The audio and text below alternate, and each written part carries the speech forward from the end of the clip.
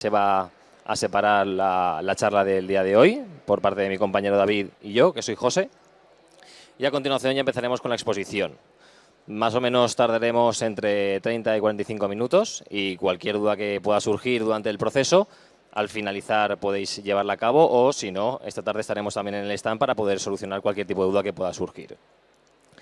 Como decía, soy José Cabrelles, mi compañero es David Bartual, somos asesores hipotecarios en Rankia.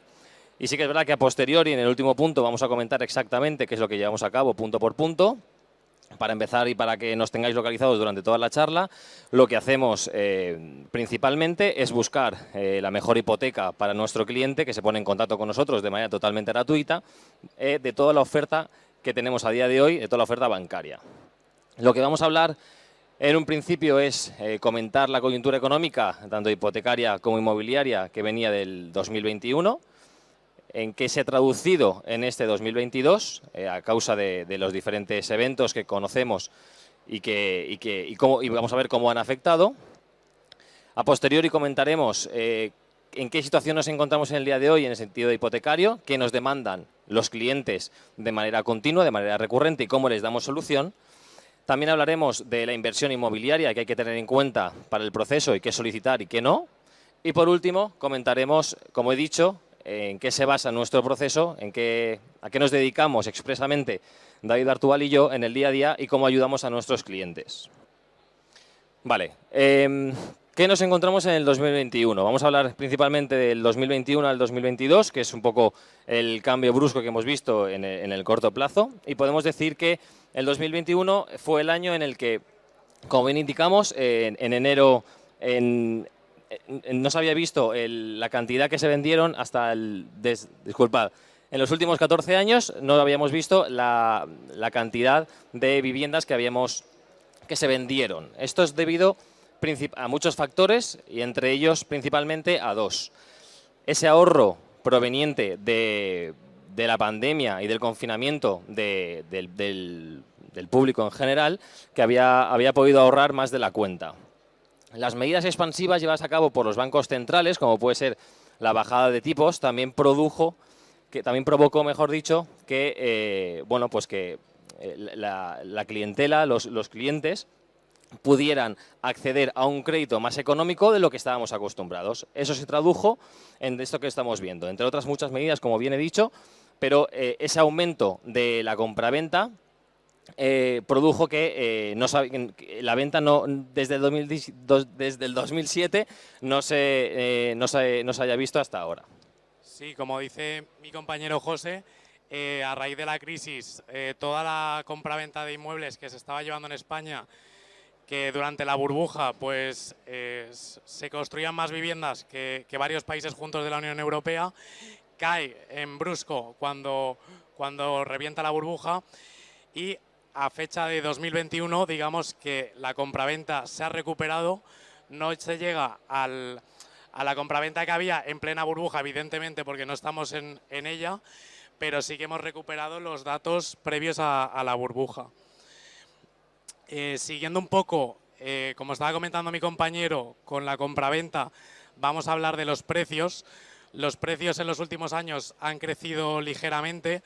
Sí que nosotros desde Rankia y también todo el público que se esté mirando comprar una vivienda o bancos o cualquier gente interesada habrá visto que el crecimiento es especialmente alto en las grandes capitales, véase Madrid, Barcelona, Valencia, Sevilla, donde están habiendo crecimientos muy importantes del precio y, como decía José, pues esto se justifica principalmente por varios motivos, no hay un único motivo.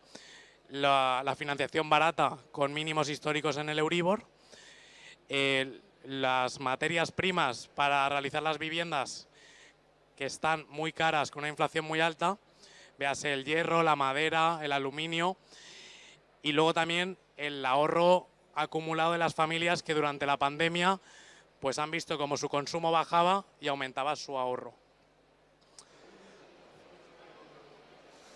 En relación al Euribor, a día de hoy nos encontramos en un terreno positivo, pero sí que es verdad que veníamos de récord histórico del Euribor, nos encontrábamos en un menos 0,5. o como hemos comentado antes, por las medidas expansivas llevadas a cabo por los bancos centrales, entre otros motivos.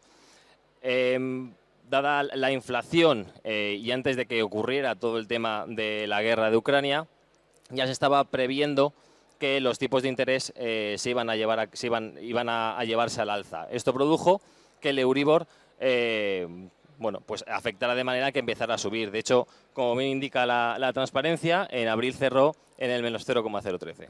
Sí. En el más 0,013, disculpa, positivo. Sí, principalmente viendo cómo está evolucionando la inflación, con inflaciones en España cercanas al 10% y en la Unión Europea cercanas al 7-8%, la expectativa es que los bancos centrales muevan ficha y comiencen a aumentar los tipos, como ya lo está haciendo la Reserva Federal Americana, y se prevé que este año el Banco Central Europeo también lo haga. Esto hace que ya en los mercados anticipen estas subidas y el Euribor pues empiece a aumentar.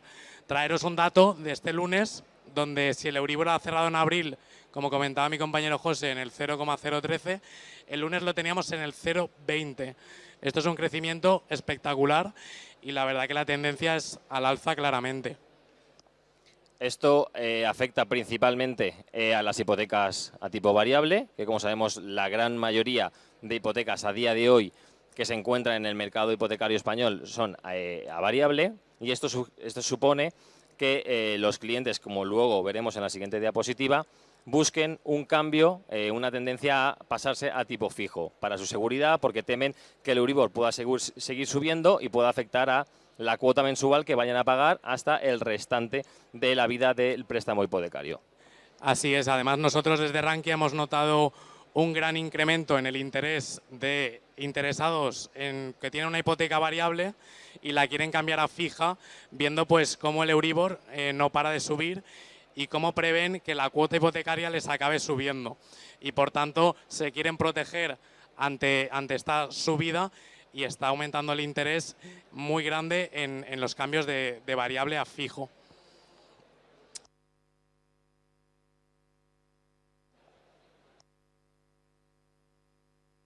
Para que os hagáis una idea, en el 2021 nosotros como asesores hipotecarios desde Rankia llegamos a cerrar hipotecas a tipo fijo cercano al 0,7, 0,8, cercano al 1, incluso muchas por debajo del 1. A día de hoy, con este cambio que hemos estado comentando, encontrar hipotecas cercanas al 1% con sus respectivas vinculaciones cada vez se complica más. Hay muchas entidades con las que trabajamos que ya desde hace un par de meses ya están subiendo los tipos de interés, llegando incluso cercano al 2. Esto lo que hace es complicar un poco la adquisición de la hipoteca a través del tipo fijo y el cliente empieza a ver favorable contratar una hipoteca a tipo variable. Y estamos viendo bancos que si hace 3 meses, finales del 2021, ofrecían tipos fijos menores al 1% en una hipoteca a 30 años, han pasado de hacer esas ofertas a ver ofertas al 2% con toda la bonificación, nómina, seguro de hogar, seguro de vida y sin bonificaciones, es decir, sin contratar ningún producto, sin domiciliar la nómina, han pasado a tipos fijos del 3%. Para perfiles medios, es decir, es un perfil de unos ingresos medios, tampoco es nada muy malo.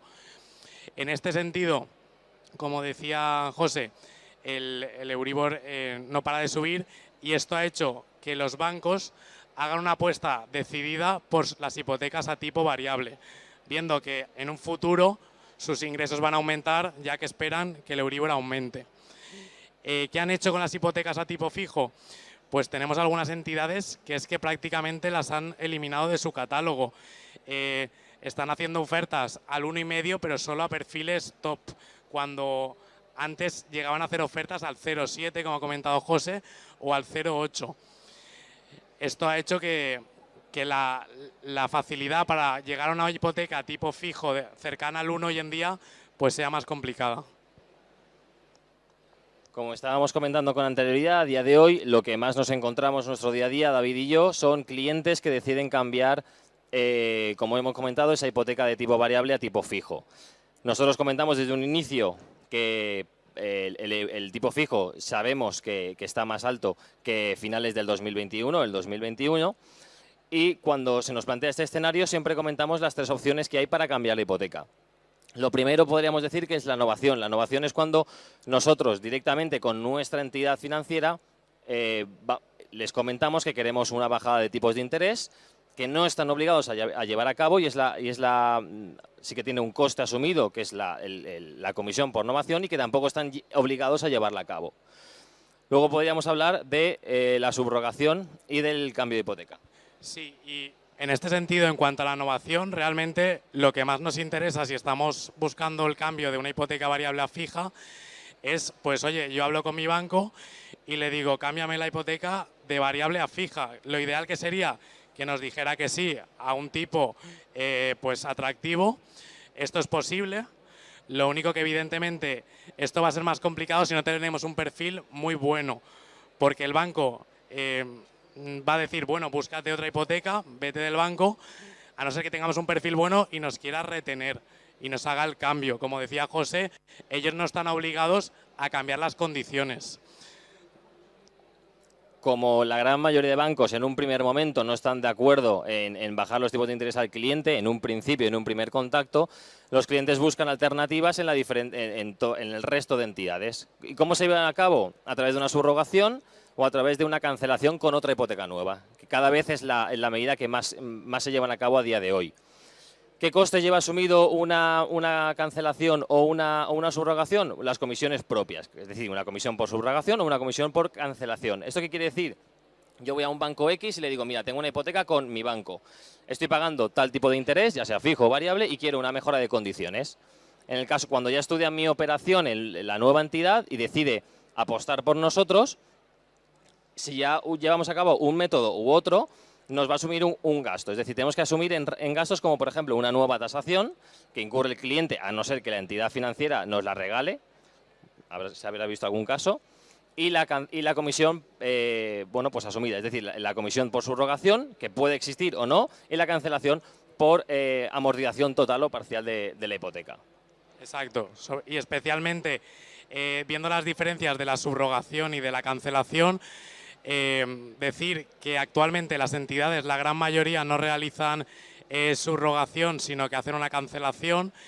Esto se hace porque digamos que los bancos, los clientes iban a los bancos y hacían como con las compañías de teléfono un amago de portabilidad, y entonces en la subrogación el banco tiene la posibilidad de hacer una contraoferta y así tú quedarte en el banco en el que estabas, y le has hecho trabajar al banco de destino para finalmente nada. Entonces los bancos que han decidido pues hacerlo por cancelación directamente, que es, yo tengo un préstamo, este banco me da un nuevo préstamo y cancelo este. En la subrogación no, en la subrogación el préstamo es una subrogación de acreedor, pasa a otro banco. Es más barato para el cliente porque se ahorra la cancelación registral de la hipoteca, que tiene un importe bastante importante, pero a los bancos la gran mayoría ya no la hacen. Y esto principalmente son las diferencias. Vale, comentar también, como os comentaba, nuestro día a día de hoy es lo que más nos demandan los clientes, y tenemos que también tener en cuenta que no siempre compensa. Es decir, el cliente cuando nos llama y nos dice su situación actual, la situación en la que se encuentra la hipoteca, el porcentaje que le dieron, etcétera, etcétera, una serie de datos que nosotros le solicitamos, vemos si es viable o no para el cliente. ¿Por qué depende? Depende de muchos factores, entre otros. Las hipotecas en el mercado hipotecario español se amortizan por el sistema de amortización francés. ¿Eso qué quiere decir? Que los intereses cuanto más se pagan es al principio de la operación. Por lo tanto, conforme van pasando los años, y sobre todo de mitad para el final, prácticamente los clientes no pagan intereses o pagan muy pocos intereses en comparación con el principio. Si vamos a hacer una subrogación o un cambio de hipoteca con todos los gastos que supone una nueva tasación, la comisión por cancelación o subrogación, etcétera, etcétera, no siempre suele salir rentable. Ahora mi compañero David os va a comentar 2 ejemplos que a priori, sin saber más datos al respecto y hacer una visión más global, ver si de verdad es rentable o no cambiar de hipoteca. Perfecto. Nosotros, como decía al principio de la ponencia, estamos teniendo muchas peticiones de estudio de cambio de hipoteca, y en muchos casos tenemos que decirle al cliente que realmente a priori no le sale rentable. Esto lo decimos en base a unos aspectos que tenemos en cuenta, porque no siempre va a salir a cuenta hacer el cambio. Hemos puesto dos ejemplos. En el ejemplo 1 tenemos, nosotros hemos comprado una vivienda por 300.000 euros y nos queda una hipoteca de 240.000, ¿de acuerdo? A un plazo de 28 años. Imaginemos que la tenemos a un Euribor más 0,9. Pues la verdad que aún nos queda mucho capital por amortizar, nos queda un plazo bastante amplio de casi 30 años y nos queda por amortizar, pues si vamos a poner el caso de que nos dio el banco el 100%, pues nos queda por amortizar el 80% de la hipoteca. Pues aquí, si nuestra aversión al riesgo es grande y queremos protegernos ante un aumento del tipo del Euribor, pues nos puede salir a cuenta. Sin embargo, en el segundo ejemplo, con una vivienda que hemos comprado por 150.000 euros y una hipoteca que nos queda de 60.000 euros a 12 años, pues realmente vamos a tener que asumir unos gastos que realmente quizás no nos salga muy a cuenta. Además, ya prácticamente, pongamos que nos dieron también el 100%, ya hemos amortizado más del 50% de la hipoteca. Y como decía mi compañero, los intereses se pagan al principio especialmente. Entonces, en este caso, pues a priori no saldría a cuenta. Todo depende. Si tuviéramos una bola de cristal y supiéramos que el Euribor el año que viene va a estar en el 4, pues evidentemente muchas de los ejemplos, como el ejemplo 2, sí que serían viables. Pero la expectativa es de que crezca el Euribor, pero no se dispare hasta esos tipos. Es importante puntualizar que cada caso es un mundo. Nosotros hacemos frente diariamente a un montón de casos. No todos los bancos trabajan de la misma manera, no todos los bancos aceptan todo tipo de perfil. Cada perfil es un mundo, cada situación, cada mercado laboral de cada cliente, etcétera, etcétera. Entonces, hemos puesto dos ejemplos a nivel general que podría ser uno rentable y en otro no, pero eso no quiere decir que sea la regla de todos. En relación a las hipotecas de inversión, es muy importante comentar esto porque sí que es verdad que nos estamos viendo con un auge en esta demanda y es importante hacer ver al cliente que tiene que tener en cuenta para poder solicitar una hipoteca para invertir. Cuando entendemos una hipoteca para invertir es que la va a destinar a alquilar, ya sea los meses que él vea conveniente. Hay que tener en cuenta qué perfil se acepta, cuánto hay que dar entrada, qué porcentaje nos van a dar las entidades en forma de hipoteca y qué tipos están barajando. Lo primero es tener en cuenta que los bancos a día de hoy, para una vivienda normal, para una vivienda habitual, que nos den el 100% es realmente complicado, incluso que nos den el 90%. La norma general es que nos den el 80%. Si nos vamos a una vivienda de inversión o una segunda residencia, que podría meterse más o menos en el mismo saco, el máximo o en el mejor de los casos lo que nos va a otorgar el banco es entre un 60 y un 70% del valor de compraventa, siempre y cuando el valor de tasación no esté por debajo del mismo. Y aquí decir, porque mucha gente nos pregunta, oye, ¿y por qué a mí el banco no me da el 80% como mi vivienda habitual? Pues aquí el banco entiende que hay un riesgo más alto de impago que si fuera una hipoteca para vivienda habitual, porque al final que te quiten una casa que tienes alquilada, pues te puede importar, pero evidentemente que te quiten tu casa es mucho más importante. Entonces el riesgo de impago es más alto y por ello el banco se protege pues dándote una financiación menor. Obviamente, el banco al asumir un mayor riesgo que una vivienda habitual, los tipos de interés de manera generalizada suelen ser más caros que en una vivienda habitual. No estamos hablando de una subida excesivamente elevada, pero sí que normalmente al asumir más riesgo, como que se cubren con un tipo de interés mayor. Sí, y también volviendo al principio, la causa primera de nosotros rechazar gente que está buscando una hipoteca para inversión es preguntarle el porcentaje. Hay gente que viene buscando el 80, 90, 100% para una vivienda de inversión. Yo no digo que eso sea imposible de conseguir porque se han dado casos, pero en el 95% de los casos no lo van a conseguir. Y es algo que se pueden dar de bruces contra ello, porque sí que es cierto que está muy de moda el invertir para inmuebles con la inflación que hay, viendo que los depósitos están a cero, que la renta fija está dando rentabilidades negativas, pues invertir en ladrillo la verdad que está en auge. Y hay que tener en cuenta, si nos acercamos a este mundo de la inversión, que tenemos que contar con un capital bastante importante. También tener en cuenta, en el caso de que tuviéramos ya otra vivienda alquilada, porque nuestro objetivo a futuro es vivir de rentas, ¿qué porcentaje de esa cantidad, siempre y cuando esté en renta, obviamente, siempre y cuando esté declarado este dinero, qué cantidad de estas cuotas mensuales que recibimos por alquiler lo va a computar el banco como ingreso mensual? Hay entidades que directamente no computan los ingresos por alquileres y podemos llegar hasta el 75% en algunas. Es decir, a los bancos no les encanta excesivamente financiar ese tipo de compras, sobre todo a gente que vive de rentas, y bueno, pues esas rentas que adquieren de manera mensual de los alquileres que tienen alquilados no van a computar como si fuera una nómina. De hecho, los porcentajes cada vez son menores. Y también un error muy habitual de gente que nos pregunta, es decir, yo voy a comprar esta vivienda, voy a pagar 300 euros de hipoteca y la voy a alquilar en 500. Y entonces la operación es viable. No, esos 500 no es seguro que te los vayan a pagar, lo que sí es seguro es que vas a pagar una hipoteca.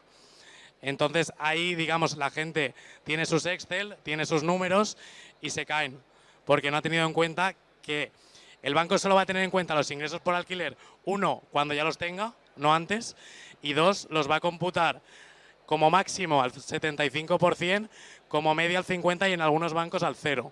Es decir, que tú vas a pagar una cuota de 300 y no tienes ningún ingreso para ellos.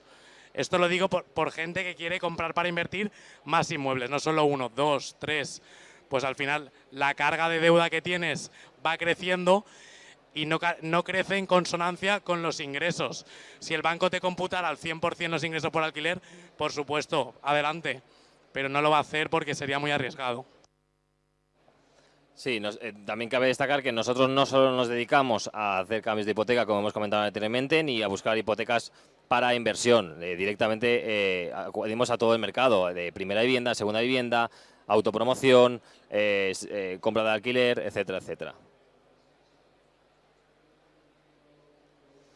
Para terminar, y como os he comentado con anterioridad, os vamos a destacar o vamos a comentar con detalle a qué nos dedicamos David y yo en Rankia, ya que es un servicio gratuito y al alcance de cualquier cliente. Nosotros somos asesores hipotecarios y lo que hacemos es recibir un interés del cliente al que nos ponemos en contacto con él por el motivo que él quiera, es decir, porque se quiere cambiar de hipoteca, como hemos comentado, porque se quiere comprar una vivienda nueva, porque se quiere comprar una segunda residencia o porque quiere llevar a cabo una autopromoción. Nosotros lo que hacemos es ponernos en contacto con ellos, le llamamos, atendemos y le hacemos una serie de preguntas porque cada cliente es un mundo. Como he comentado antes, no hay dos clientes iguales, no los hemos visto, ni creo que lo veamos, ni tampoco hay dos bancos iguales. Entonces hay que estar muy pendiente de qué es lo que demanda el cliente, siempre le pedimos la mayor sinceridad posible porque es lo que luego vamos a trasladar a los bancos y les solicitamos cierta documentación. Documentación no solo para corroborar de que toda la conversación que hemos tenido y todos los datos son reales, sino porque el banco así lo va a solicitar. El banco no va a hacer ningún estudio de un cliente sin tener un documento oficial en el que corroborarlo. Y también un poco la pregunta del millón, ¿no? Y que nos hacen muchos clientes y que no deberíamos de hablar con tapujos sobre ella. Oye, si vuestro servicio es gratuito, ¿vosotros de dónde sacáis el dinero? ¿De qué vivís? Nosotros vivimos de las comisiones que nos pagan los bancos.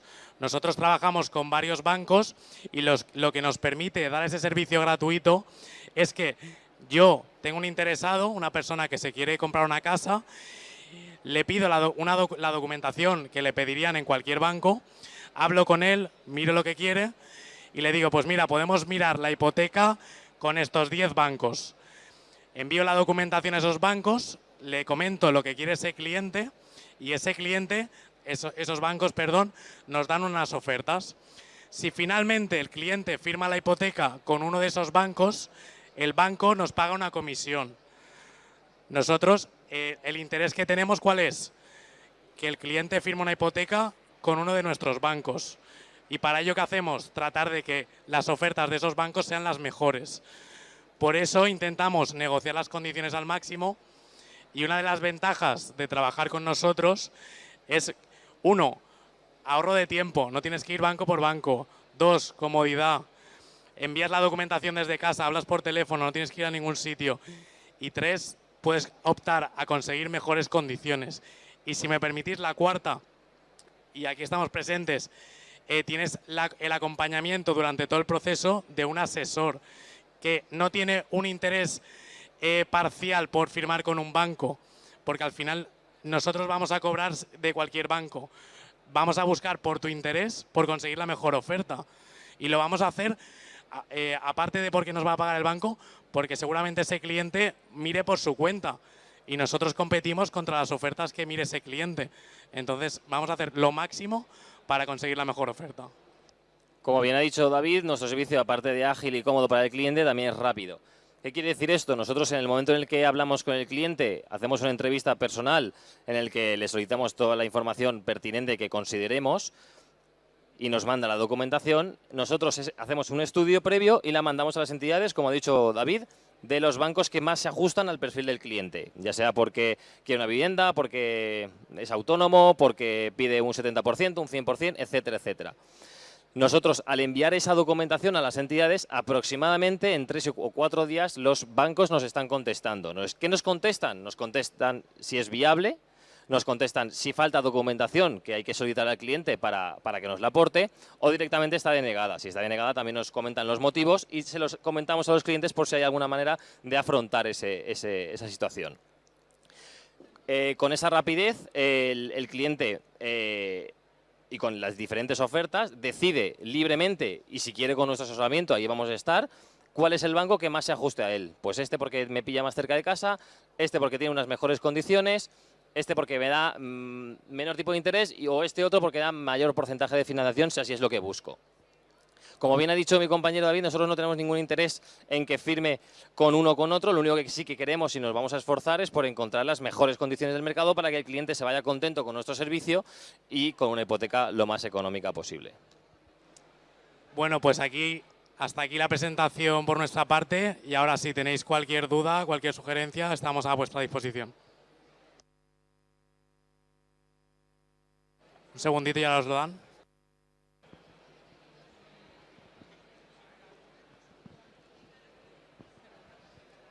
Buenos días a todos. Me gustaría preguntar, en el caso de subrogaciones de hipotecas, ¿qué soluciones tenéis?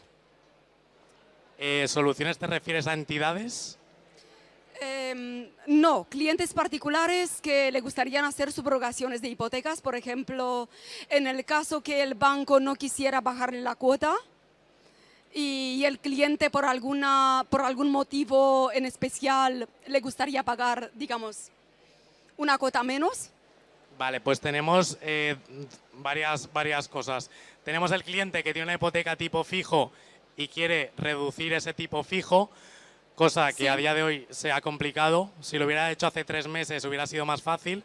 Tenemos el que quiere cambiar de variable a fijo y luego tenemos algo residual, que es gente a fijo que pudiera cambiar a variable porque los variables ahora están muy bajos, pero esto es muy, muy residual. En cuanto a ofertas, si me preguntas por ofertas, pues ¿qué podemos mejorar? Gente que tenga hipotecas al 2,5 fija. Podemos conseguir ahora, dependiendo del perfil, por supuesto, un 1,5 de media. Según el perfil se puede reducir más. En variable, pues se puede llegar a conseguir un Euribor más 0,6, más 0,7. Depende un poco del perfil. Para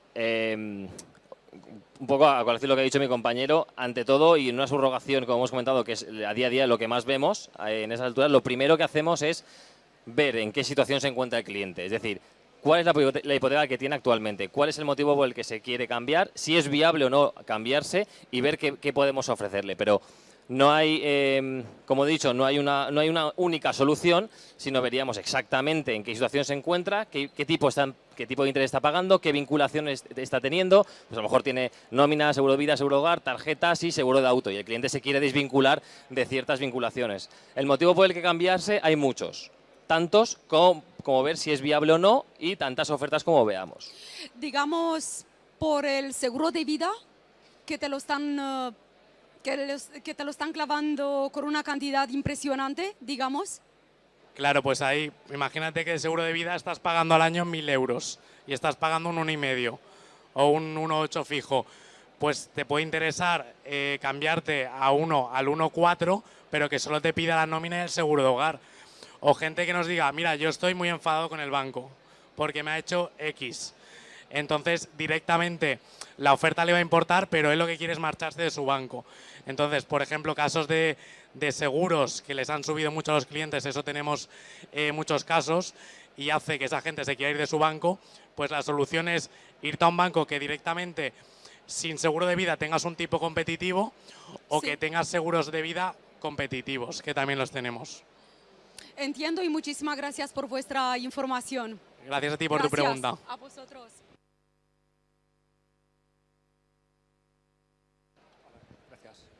Hola, una pregunta. Últimamente han aparecido muchos youtubers y demás que explican constantemente cómo hacerse rico, ¿no? A través de temas inmobiliarios, y entonces explican que no han estudiado económicas, pero que tienen la fórmula. Esto junto con libros y demás.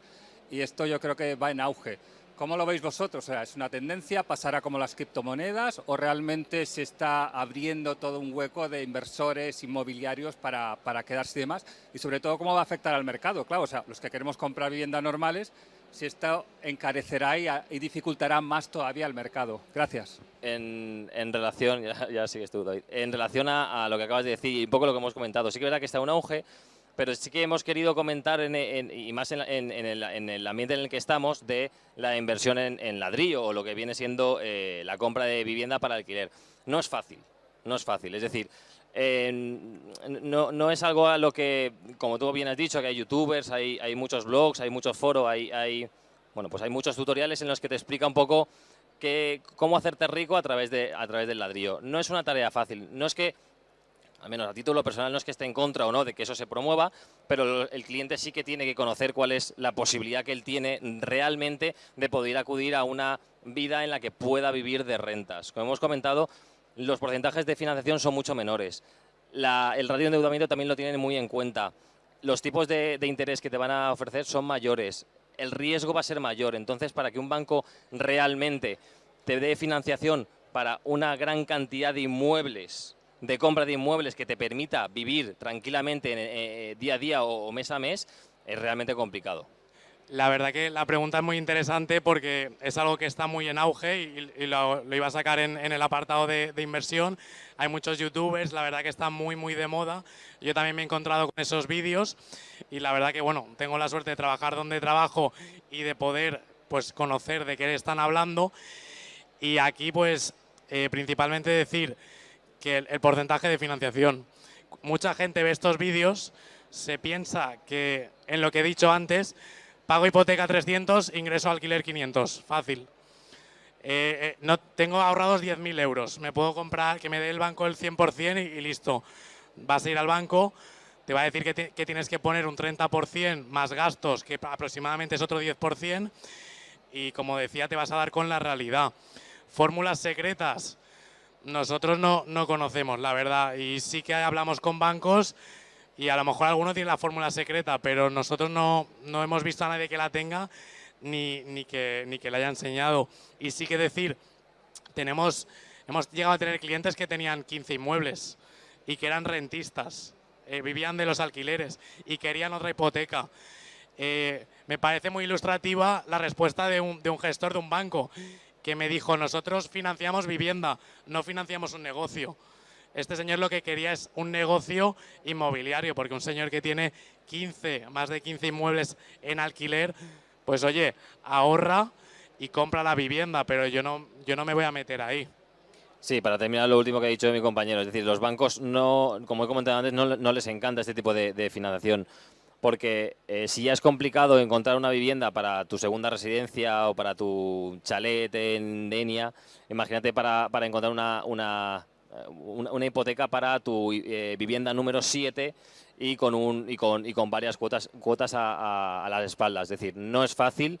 No quiere decir que no se recomiende, cada uno que haga lo que vea conveniente, pero conseguir financiación para este tipo de vida no es nada corriente ni nada que llegue a gustar a los bancos. Y aquí decir una cosa, que con esto no estamos desanimando a que la gente no invierta en inmuebles.